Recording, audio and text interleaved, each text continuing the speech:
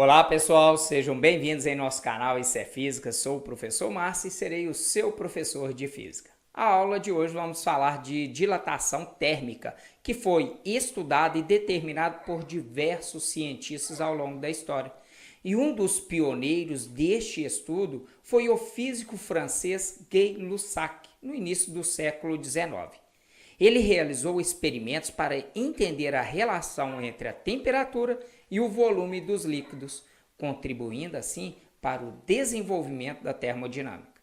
A dilatação dos líquidos é um fenômeno que ocorre quando um líquido sofre alteração em seu volume devido ao aumento ou à diminuição da temperatura do qual esse cara vai estar exposto.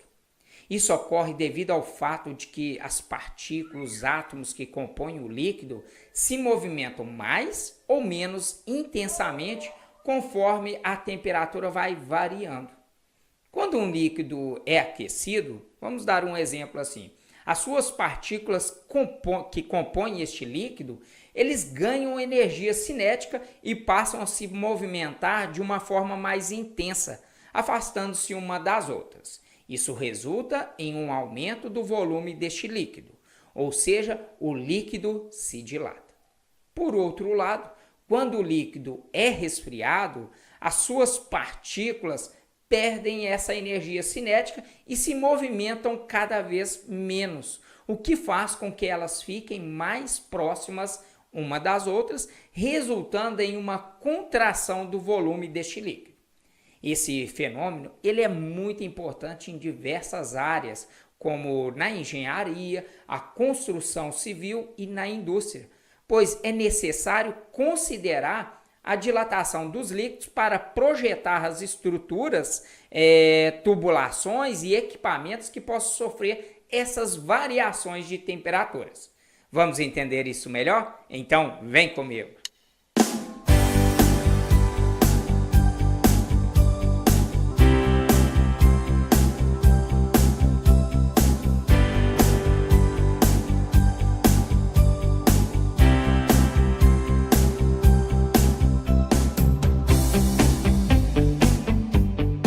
Meus jovens, vamos supor que nós temos aqui um copo que está inicialmente cheio de um líquido, que nós vamos representar pela água. Agora nós vamos começar a esquentar o nosso copo, ou seja, fornecer calor ao nosso sistema. Os líquidos, de forma geral, eles dilatam mais do que os materiais sólidos. Sendo assim, a água que está contida aqui no nosso recipiente, ela acaba dilatando mais do que o próprio copo. Portanto, uma quantidade de líquido vai transbordar, pois o volume final da água será maior do que o volume final do copo. Agora nós vamos representar um outro recipiente que possa, coletar este volume de água que acaba transbordando. Meu querido, vamos supor que em uma situação hipotética que o volume transbordado foi de 10 ml. De uma maneira geral, as pessoas são induzidas a acreditar que esses 10 ml que transbordou corresponde ao volume que a água dilatou. E te falo, meu jovem, isso não é verdade. O volume que transborda é menos que aquilo que o líquido efetivamente dilata. Mas por que isso acontece? Acontece justamente porque não tem como esquentar apenas a água sem esquentar o copo que o condiciona. Sendo assim, é impossível nessa situação dilatar a água sem que o copo também sofra uma dilatação. Portanto, a quantidade de água que transbordou não corresponde efetivamente ao que dilatou.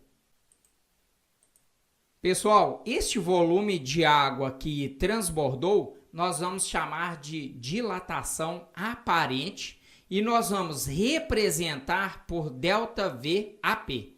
E este tanto de água que transbordou tem que ser igual à dilatação do próprio líquido, que também vamos representar por ΔVL, menos a diferença, né, da dilatação do recipiente, que nós vamos representar por ΔVR.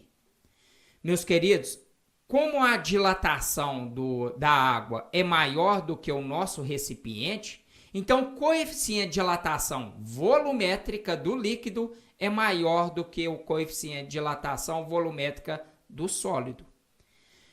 Agora preste atenção, não estou afirmando que a dilatação dos líquidos sempre será maior do que a dilatação dos sólidos, porque eu não conheço todas as substâncias que existe, né? E como o meu conhecimento é limitado no ensino de física, eu não sei se existe algum líquido que sua dilatação volumétrica seja menor do que o recipiente.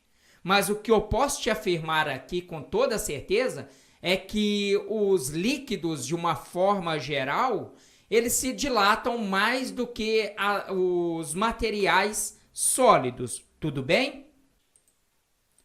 Agora imagine que a dilatação do recipiente seja desprezível. Se a dilatação do recipiente é desprezível, tudo que eu falei até este momento deixa de existir. Porque até então nós estávamos levando em consideração a dilatação do líquido do recipiente que o condiciona. E nós vamos ver isso nos exercícios em situações em que o líquido sofre uma dilatação. Quando essa situação aparecer em algum problema, nós vamos traduzir de forma matemática que a variação do volume aparente corresponde ao mesmo que a variação do volume do líquido.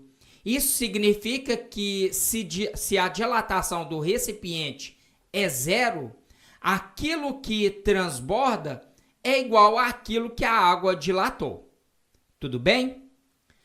Bom, a dilatação, seja ela aparente, do líquido ou de um recipiente, ela sempre vai ser dada por ΔV é igual ao volume inicial vezes o gama, que representa o coeficiente de dilatação volumétrica, e lembrando que o coeficiente de dilatação volumétrica é 3 vezes o coeficiente de dilatação linear, viu? Vezes a variação de temperatura.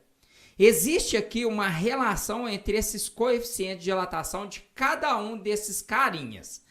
A relação, então, vai ser dada como a variação do volume aparente é igual à variação do volume do líquido menos a variação do volume do recipiente.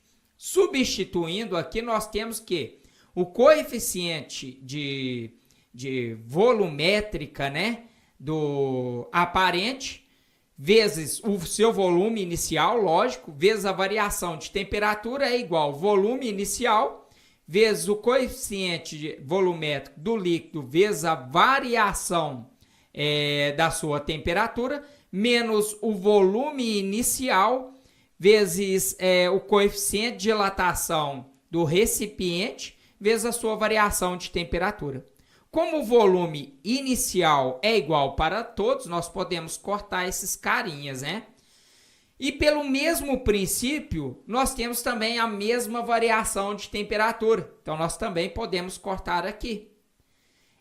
Agora, o que fica? Uma relação entre os seus coeficientes de dilatação volumétrica. Ou seja, o coeficiente de dilatação volumétrica aqui aparente é igual ao coeficiente de dilatação do líquido menos o coeficiente de dilatação do recipiente. Tudo bem? Espero que tenha entendido essa aula. Meus jovens, essa é a ideia de dilatação dos líquidos, sólidos e principalmente dilatação aparente. É muito importante que você entenda todo o processo do conceito. Não é apenas sair fazendo conta, né? Na física é importante a gente compreender o que está por trás de uma fórmula.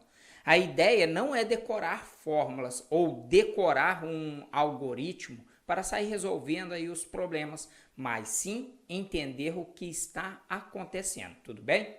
O meu muito obrigado pela sua paciência. Até a nossa próxima aula e fique com Deus.